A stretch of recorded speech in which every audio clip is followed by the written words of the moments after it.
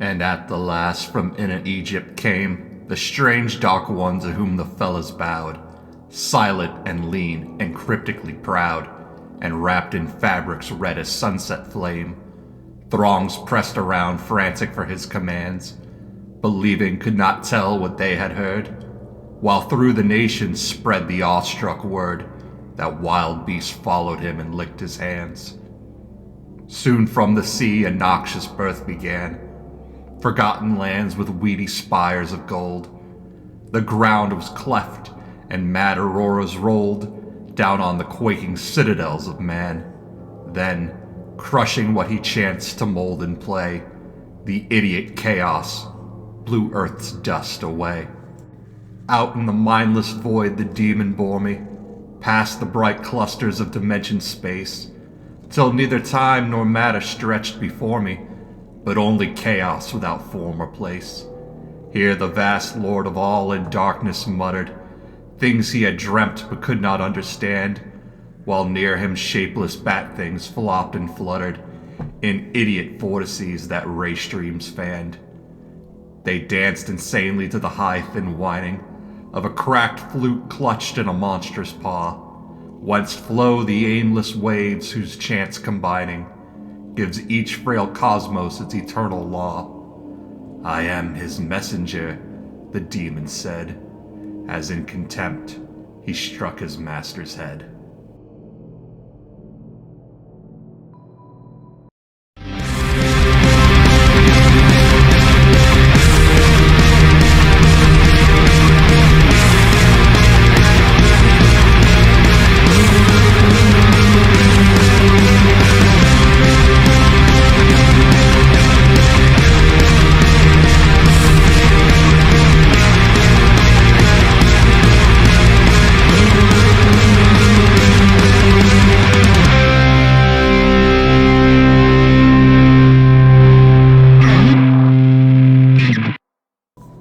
It's no secret that the work of Lovecraft and his contemporaries have had a monumental effect on the world-building of Song of Ice and Fire. From the Cthulhu-inspired religion of the Ironborn, the Innsmouth-inspired Squishers, and web-fingered peoples whose populations are dotted all over the map, to the title Church of Starry Wisdom, ripped straight from Howard's pages.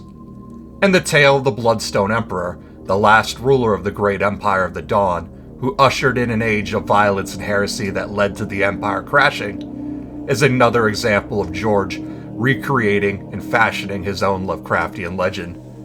For you see, the story of the Bloodstone Emperor matches nearly beat for beat the story of one of Lovecraft's own royal characters, that of the Black Pharaoh Nephren-Ka. Dominion over mankind then passed to his eldest son, who was known as the Pearl Emperor and ruled for 1,000 years. The Jade Emperor, the Tourmaline Emperor, the Onyx Emperor, the Topaz Emperor, and the Opal Emperor followed in turn, each reigning for centuries. Yet every reign was shorter and more troubled than the one preceding it, for wild men and baleful beasts pressed at the borders of the great empire. Lesser kings grew prideful and rebellious, and the common people gave themselves over to avarice, envy, lust, murder, incest, gluttony, and sloth. When the daughter of the Opal Emperor succeeded him as the Amethyst Empress, her envious younger brother cast her down and slew her, proclaiming himself the Bloodstone Emperor and beginning a reign of terror. He practiced dark arts, torture, and necromancy, enslaved his people, took a tiger woman for his bride, feasted on human flesh, and cast down the true gods to worship a black stone that had fallen from the sky. Many scholars count the Bloodstone Emperor as the first high priest of the sinister Church of Starry Wisdom, which persists to this day in many port cities throughout the known world.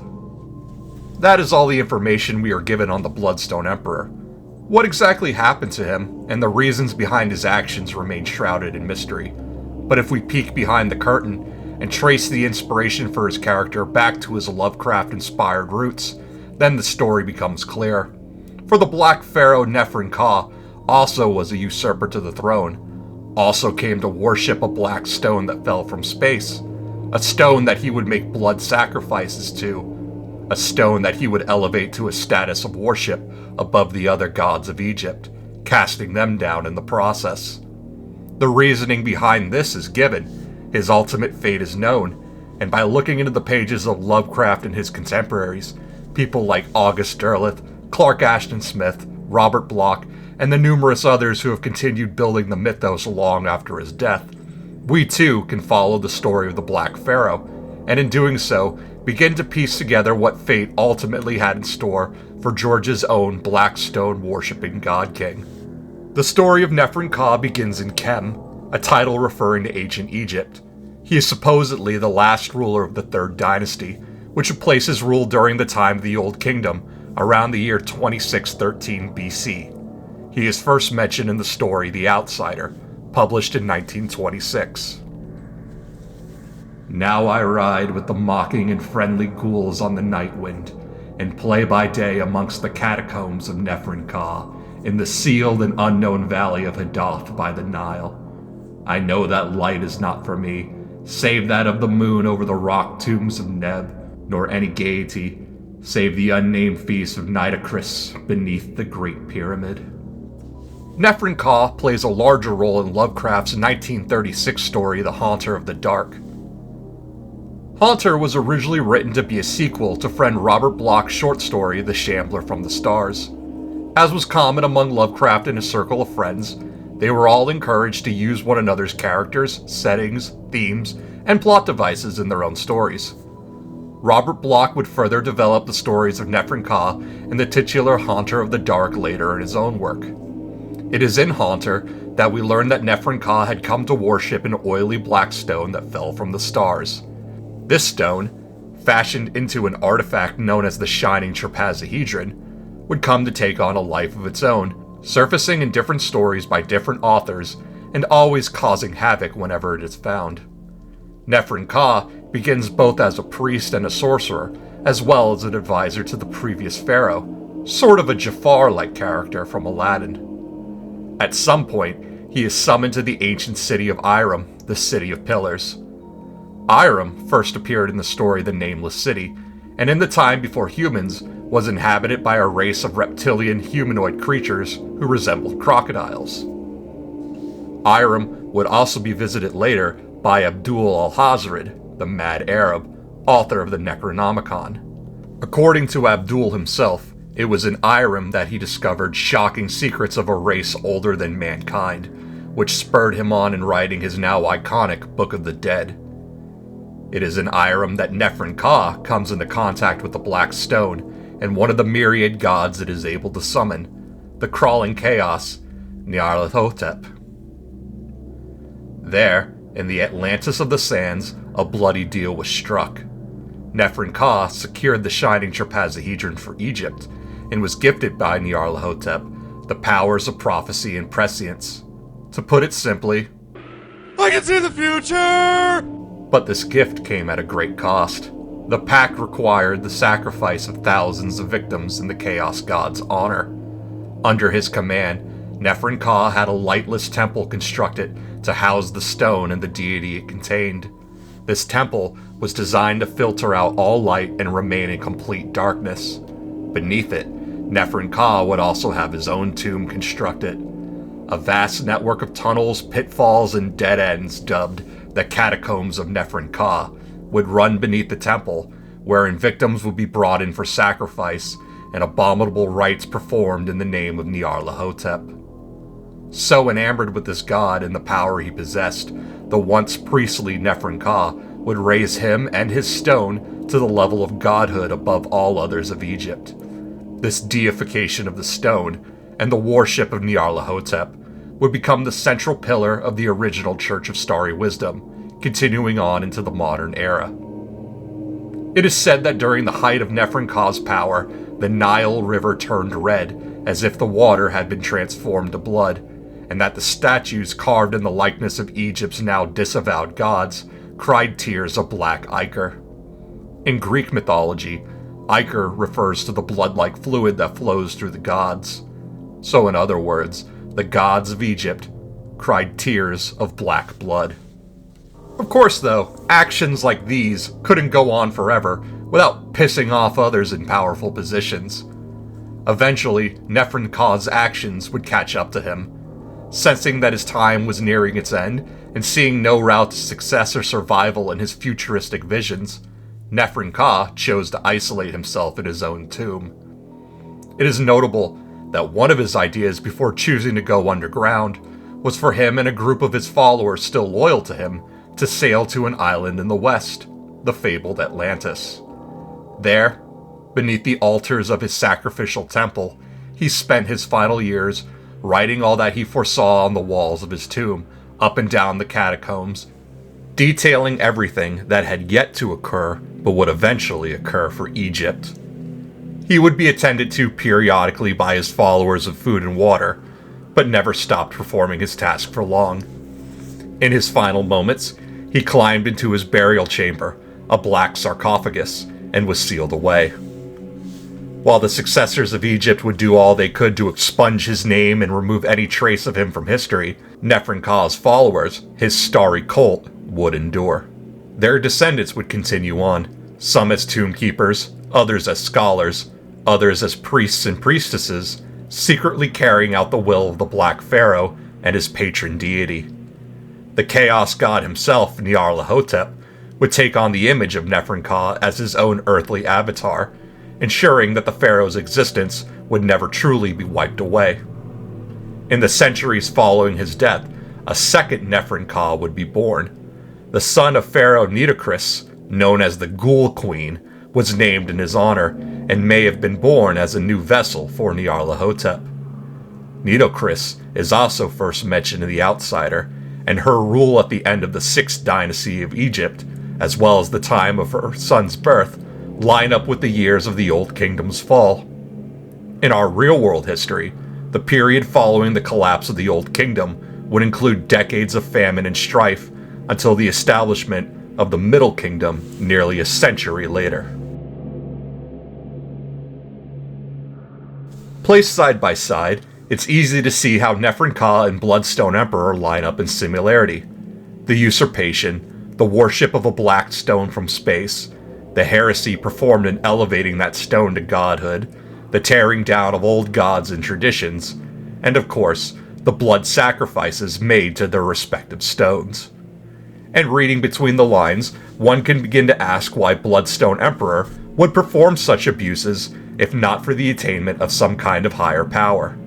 There needs to be an end to these means after all.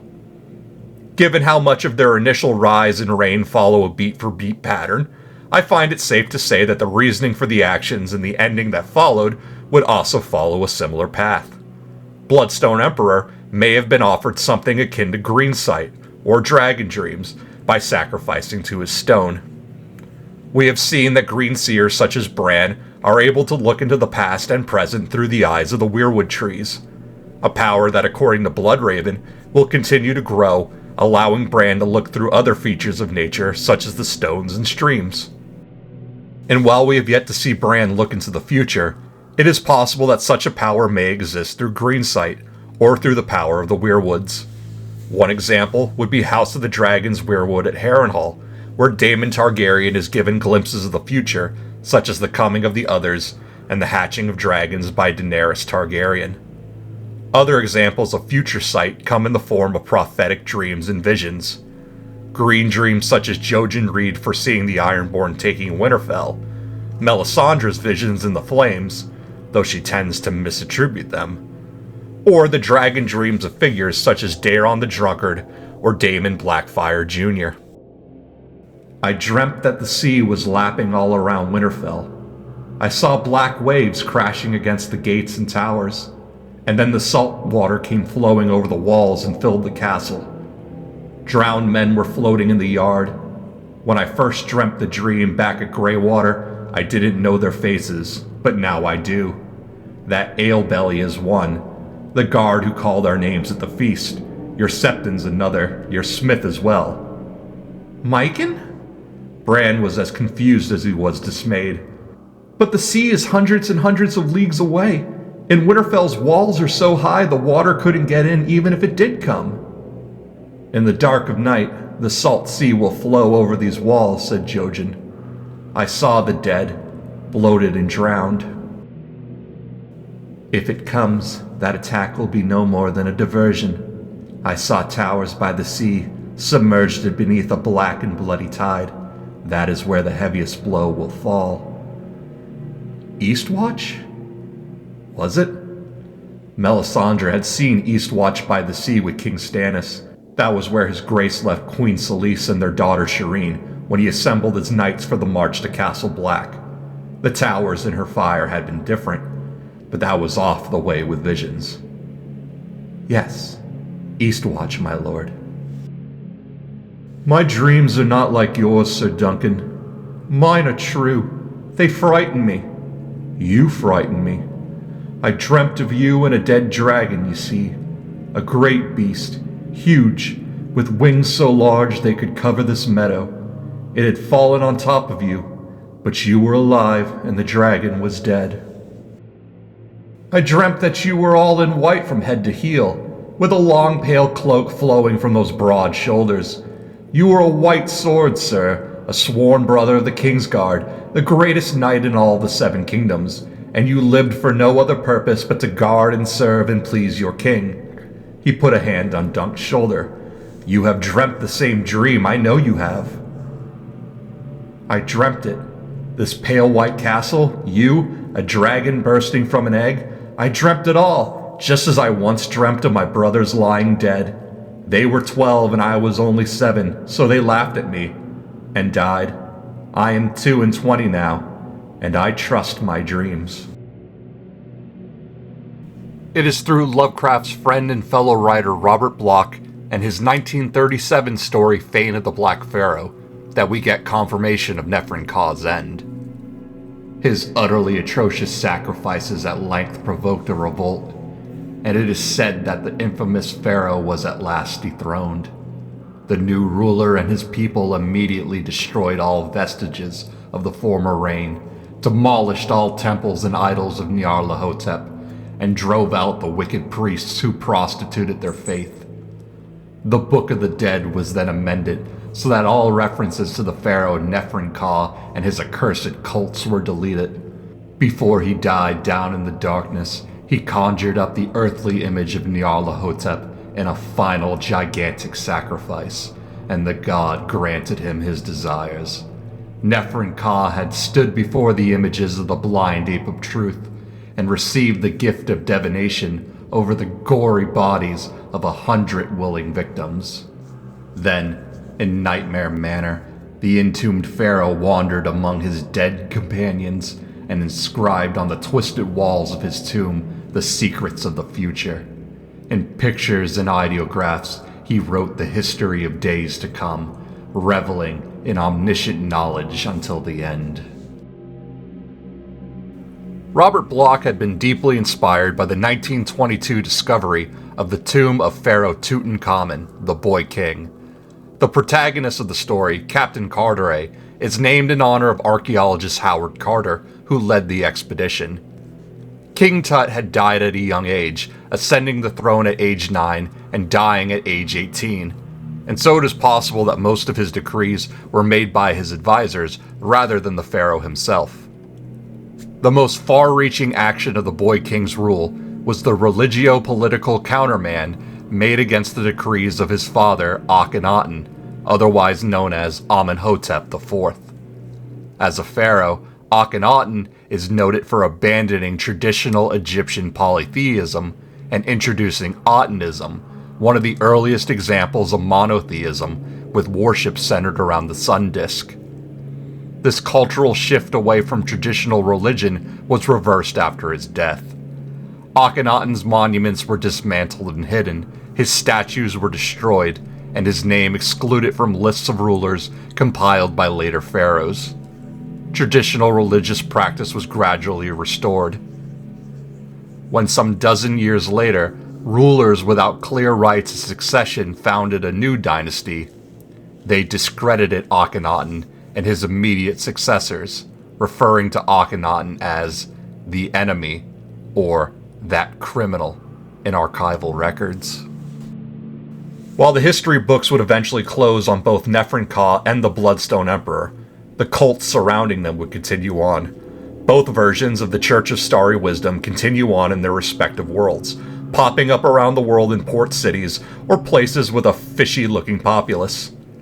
Nyarlathotep continues to be worshipped and actively continues to mess with humanity. While George has stated that we will never see literal gods on page, their presence is felt at times, like a hand reaching out of the void to give world events a little push. But gods, or more the legends and myths surrounding them, drive the story forward, especially when dealing with characters looking to see a prophetic vision through in order to facilitate a new Messiah-like figure.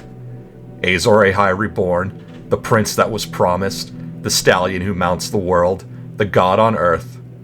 And the same holds true for the Lovecraftian gods, though in a looser and more twisted sense. The numerous cults that crop up through the world of Lovecraft tend to be small and more like a patchwork of worship to one cosmic entity or another, not the structured, organized religions like that of the Andals or the Rolorists. For that, we must turn to the expanded mythos.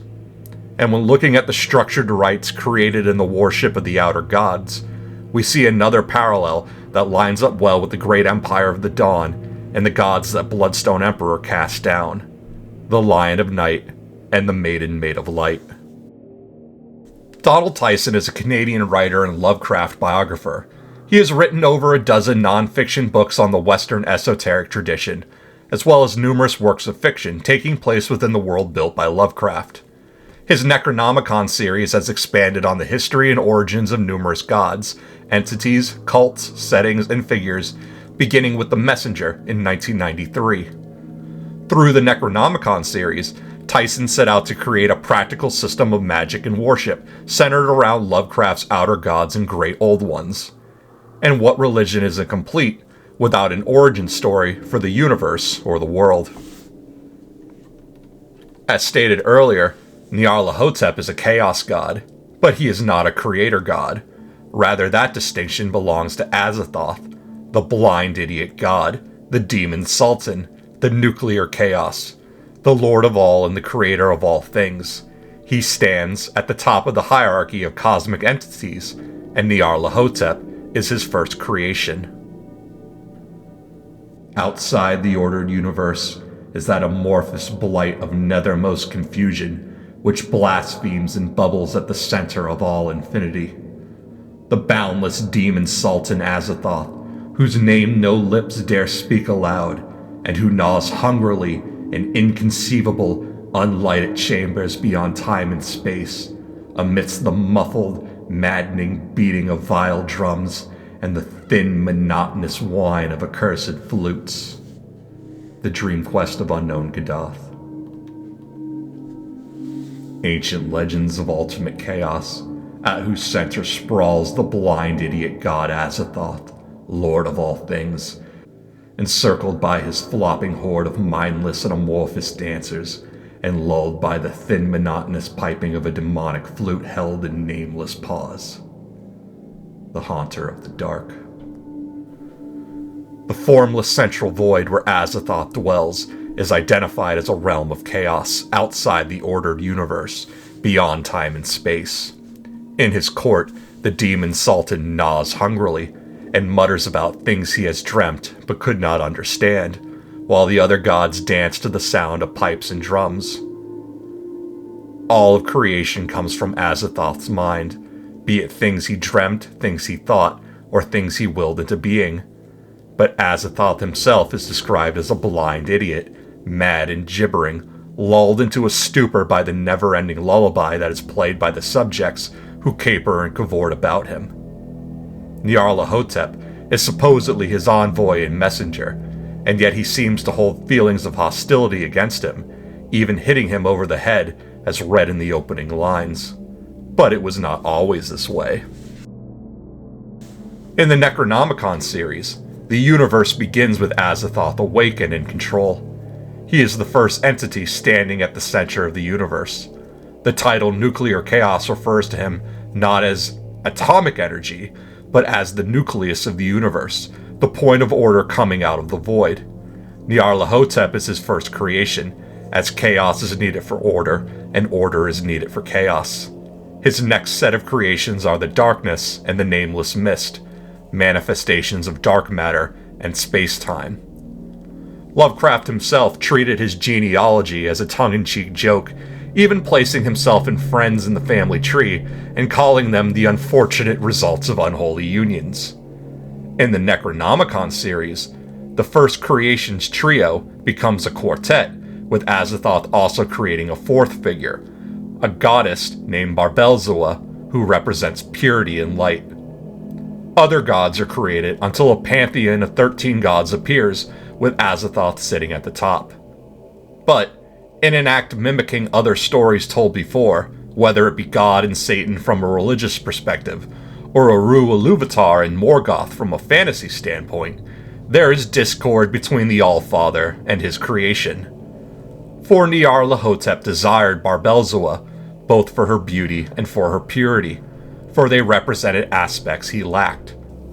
And so he lulled the other gods to sleep, and while they were unconscious, he took Barbelzua by force. The rape of the purity goddess leads to her defilement, and Barbelzua falls from grace and from her seat near her creator and siblings.